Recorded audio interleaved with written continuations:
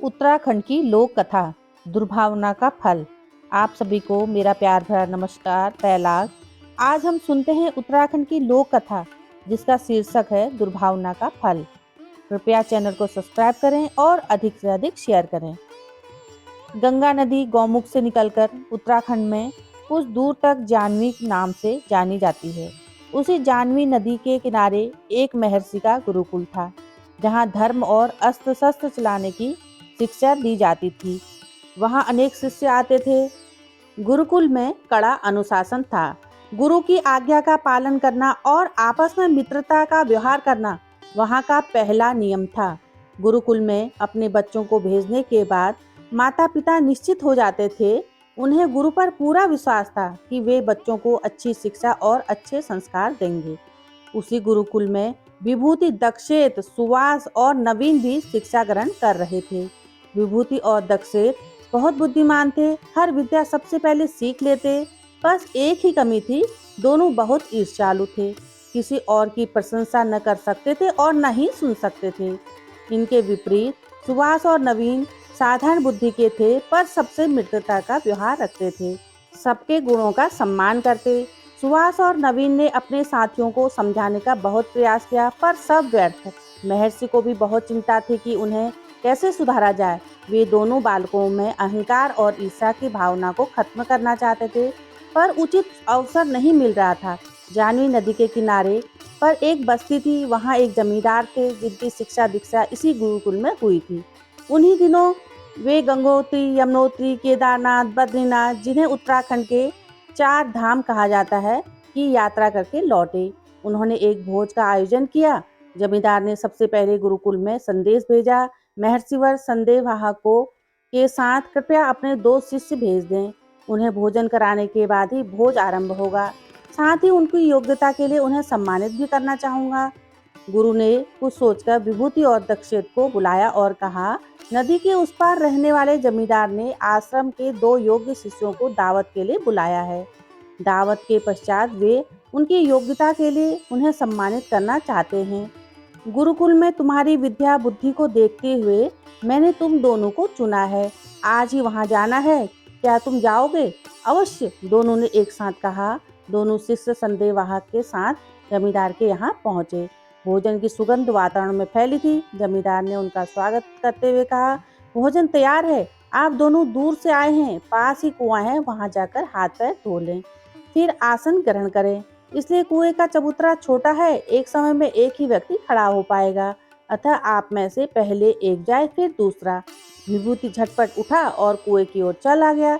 दक्षेत वहीं बैठा रह गया।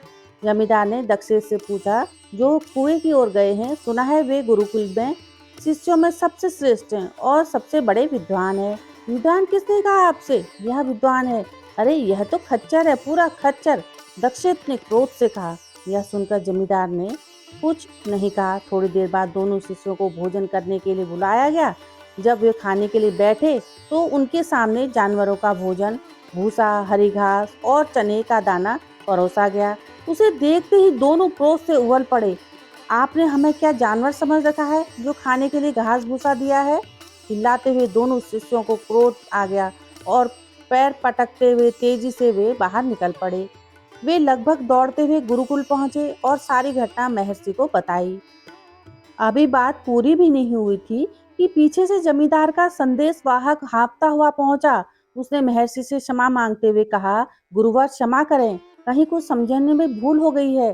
जमींदार स्वयं आते, पर हवेली में मेहमानों से भरी है, इसलिए नहीं आ पाए। आप शिष्यों को पुनः भेज दें, मैं उन्हें लेने आया हूँ।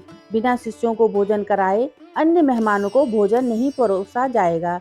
महर्षि ने इस बार दूसरे 2 शिष्यों को, सुहास और नवीन को, संदेशवाहक के साथ भेजा। वे दोनों जमींदार के वहां पहुंचे तो जमींदार ने बारी बारी कुएं पर जाकर हाथ पैर धोने के लिए कहा। पहले नवीन कुएं की ओर गया और सुहास को अकेला देखकर जमींदार ने वही बात फिर कही। सुना है वे जो कुएं की ओर गए हैं गुरुकुल के सबसे श्रेष्ठ और बहुत विद्वान है। सुहास ने कहा, आपने ठीक सुना। गुरुकुल में रहकर गुरुवर ने हमेशा रोज अच्छी बातें सीखने को मिलती हैं। जमींदार ने फिर पूछा, आपने यह नहीं बताया कि आप दोनों में से श्रेष्ठ कौन है? श्रेष्ठ तो नवीन है, सुहास ने बेहिचक कहा। और आप? जमींदार ने पुनः पूछा। मैं तो उसके सामने कुछ भी नहीं हूँ। सुहास ने उत्तर दिया। तभी नवीन लौटा और सुहास कुएं की ओर गया। जमींदार ने वही प्रश्न नवीन से किया। नवीन ने उत्तर दिया, सुहास तो सूर्य है, मैं तो उसकी विद्वता के सामने एक दीपक भर हूँ। जमींदार उनके उत्तर से संतुष्ट हुए और दोनों का यथोचित सत्कार किया। दक्षिणा में उन्हें 5-5 गायें, पुरस्कार स्वरूप चांदी की खड़ाऊ भेंट की। वे दोनों जब गुरुकुल लौटे तो बहुत प्रसन्न थे। यह देखकर विभूति और दक्षेप का क्रोध और बढ़ गया। वे महर्षि के पास पहुंचे और कहा, हम दोनों आपके इन शिष्यों से अधिक बुद्धिमान हैं, फिर भी हम अपमानित हुए। आप सब जानकर भी चुप हैं और नवीन एवं सुहास की प्रशंसा कर रहे हैं। गुरु महर्षि ने उत्तर दिया, यह तो जमींदार ही बता सकते हैं, तो आप चलकर उनसे पूछते क्यों नहीं? दक्षित ने हठ किया। महर्षि अनमने से चारों शिष्यों को लेकर चल पड़े। जमींदार ने दौड़कर गुरु की अगवानी की। चारों शिष्यों को आसन दिया। महर्षि ने आने का कारण बताए हुए कहा, वत्स, आपने शिष्यों के साथ भेदभाव क्यों किया? दक्षित और विभूति का कहना है कि उनका अपमान हुआ है। आपको इसका उचित कारण बताना होगा, अन्यथा। जमींदार ने गंभीर स्वर में कहा, महर्षि, मैंने आपसे 2 सुयोग्य विद्वान भेजने के लिए आग्रह किया था, पर आपने मेरे यहाँ बैल और खच्चर भेज दिए। जब मैंने आपके पहले भेजे हुए शिष्यों से प्रश्न पूछा तो उन्होंने एक दूसरे का यही परिचय दिया। अतः मैंने दोनों के लिए जानवरों वाले प्रिय भोजन परोसे। मुझसे कोई भूल हो गई हो तो क्षमा करना। जमींदार की बात खत्म होने से पहले विभूति और दक्षित का सिर शर्म से झुक गया। उन्हें अपनी भूल का एहसास हुआ। उन्होंने जमींदार से क्षमा मांगी। तब गुरु महर्षि ने कहा, अहंकार और ईर्ष्या के कारण तुम दोनों में प्रेम नहीं है, पारस्परिक सद्भाव नहीं है। इसी कारण तुम दोनों योग्य होकर भी अयोग्य सिद्ध हुए और सभा में अपमानित हुए। वहीं सुहास और नवीन तुम दोनों की अपेक्षा कम योग्य हैं, पर वे विनम्र, शिष्ट, एक दूसरे के प्रति मित्रता का भाव रखते हैं। इसी कारण आज यहाँ सम्मानित हुए। सबकी भावना की कदर करना, सबसे प्रेम करना और सबका सम्मान करना ही शिष्य को योग्य बनाता है। इसे सुनकर वहां उपस्थित लोगों ने गुरु की प्रशंसा की और गुरु को यह विश्वास हो गया कि अब उनके चारों शिष्य एक समान योग्य घर लौटेंगे।